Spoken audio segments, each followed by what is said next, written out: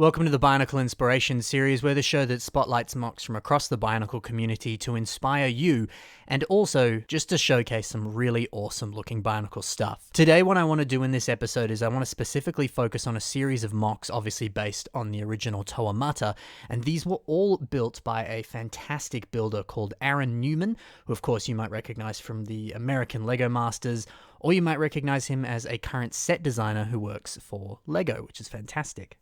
You may have also noticed that we have a new sort of thumbnail design for this, for this series, not just this episode. I really like the idea of playing around with the thumbnails a little bit more because, one, it's fun, and two, I think it's just a good way for people who might be a little bit more new to the show to kind of get a better idea of what they're going to expect, because I think the old thumbnail design maybe didn't lend itself too well to that. So let me know your thoughts on that. I'd love to continue that aesthetic in future episodes and would love to hear your feedback on that if you have any. But that's pretty much the gist of the show. Let's just dive right in. Of course, like I said, these are by Aaron Newman, and these are called sort of the first Toa, A New Beginning, Knights of Matanui. They have different names across the different places that they've been posted on. Let's start off with Tahu here. So of course all of these builds were essentially built around very similar frames and all sort of share fairly similar features, so certain things I'll kind of comment on across each of these guys here. I love this brick-built mask, and all of these characters today have incredible brick-built masks, and I'm looking forward to showing you them because some of them, specifically like this one here, are such an awesome recreation, just using your typical system brick-built pieces to recreate, a one Bionicle piece. And I think that's always a kind of a fun challenge to do that, to, for example, this mask here is much smaller than the original mask, so maybe if you want to build in sort of a slightly different scale, or maybe upsize or downsize something, playing with system pieces like that is the perfect way to do it, and I think this mask is such a good representation of that concept. It's just beautiful. Other interesting concepts that this mock kind of plays with, on Aaron's kind of website blog, he was talking about how when he originally built these, he wanted to incorporate cloth elements into these designs, but then realized, I kind of like the idea of not doing that and maybe actually having everything be brick built in that sense. So he's kind of built brick built cloth in this sense. So this tan sort of waistcoat thing, or sort of maybe like a kind of a fanny pack, a bum bag, whatever you want to call them. He has that sort of cool attire there, which I think originally was meant to be cloth, but has been exchanged in this sense here. This nice pop of tan, I think, works really, really well, and a lot of the mocks we'll see have similar things, and I think they just really work in the mock's favor. Another fun addition is that each of these guys have some sort of like plant or sort of little accessory that goes with them, and I love that idea. There's something that feels so fitting for Bionicle for that to be the case. Like Tahu has this little plant here that looks like some sort of like fire-related plant, or some sort of like herb or spice, maybe like a chili or something that, could kind of fit with that sort of, Tametru, Tawahi sort of aesthetic there, sort of thing. And I don't know, seeing little accessories like that I think is such a clever and fun addition, and is such a nice way to add an extra spark of character and personality to these builds. It's such a beautiful addition. I actually saw a bunch of different builders sharing Aaron's Bionicles recently here, saying that this is just one of the best sort of revamps of the original Toa Mata that they've ever seen, and I can probably agree very strongly with that. This is a fantastic series of mocks here. I love too how he's redone Tahu's flame piece there, using more sort of system versions of those pieces. Well, actually kind of not really, but some of the smaller flames there are system, but that middle one there is of course another Bionicle flame piece. But it's nice to see again another sort of take on an original Bionicle piece that has been kind of recreated using multiple pieces, and it looks fantastic.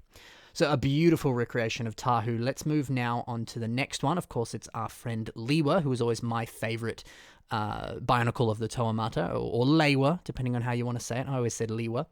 Again, I love the little plants that he has here. We can see how they're slightly different from Tahu, but it's the same kind of concept. And I think the idea is that they're meant to be sort of like native flowers or native sort of plants to the area that the Toa are from. So again, it says something about who they are, what they do, where they're from. It's such a good addition.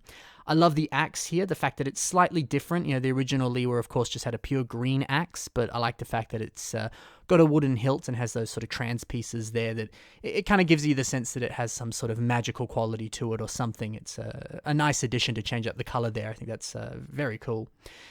Aaron was saying, I kind of touched on it already before, the fact that the frame on each of these builds is more or less the same, but he'll adapt it in some fashion to fit the personality or original look of the character.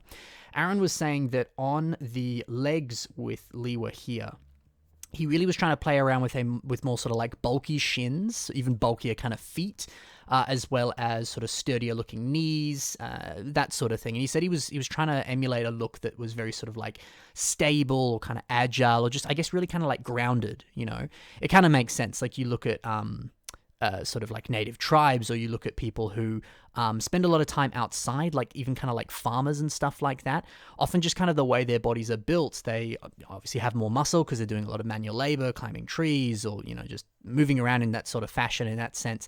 But also Lewa was always sort of the more kind of like agile character, very similar to maybe like Spider-Man, or to use a real world example, something like a ballet dancer, or just any kind of dancer in that sense. And, you know, you see their bodies, they have incredible leg muscles, and they're so like grounded in the way that they move them, and the way that they sort of just hold themselves.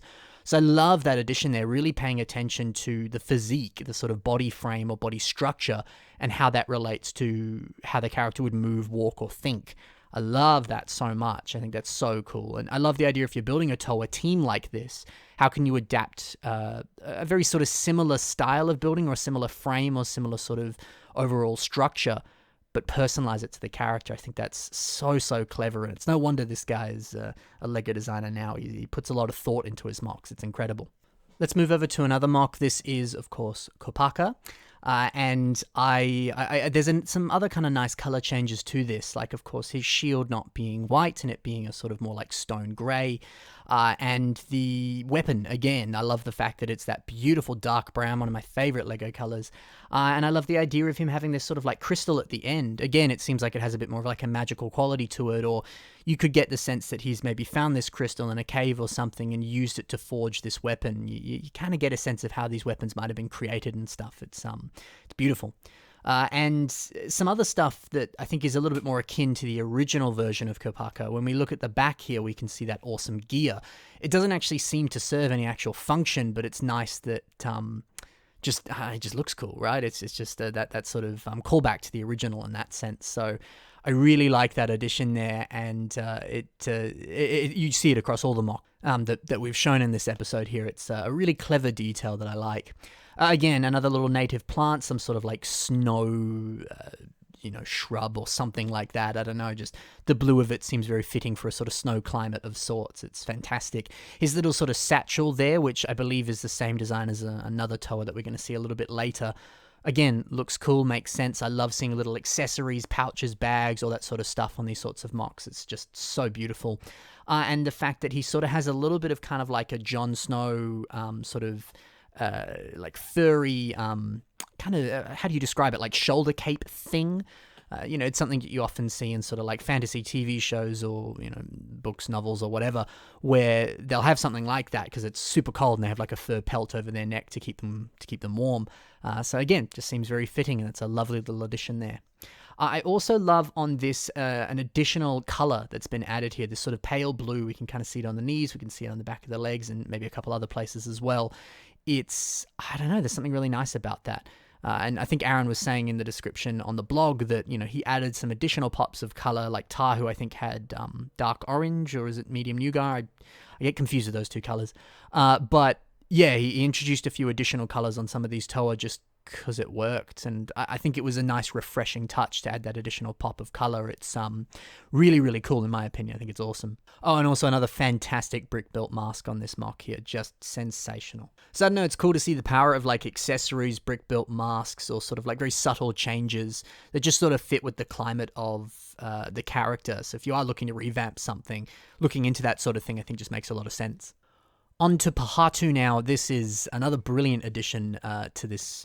It's not really a collab, but just this sort of build series, I suppose.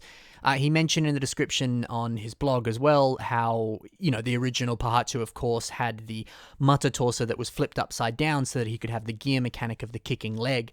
And he's kind of sort of done the same thing here, of actually sort of building the frame of this sort of torso here to mimic that. And I think that's awesome, and really reflects the character well. So it's fun. He didn't have to do that, but it works. And again, we're paying attention to, Pohatu was a character that, a lot of their attacks and sort of way of moving and stuff was, kicking using his legs and stuff like that. So it makes sense that he would have a very sort of sturdy, bulky sort of waist and legs in this sense here, and that's been reflected. It's beautiful.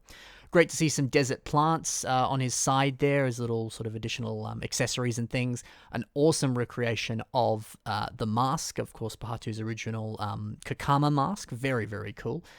I also think it's worth noting too the beautiful sort of very set-like articulation on the torso there.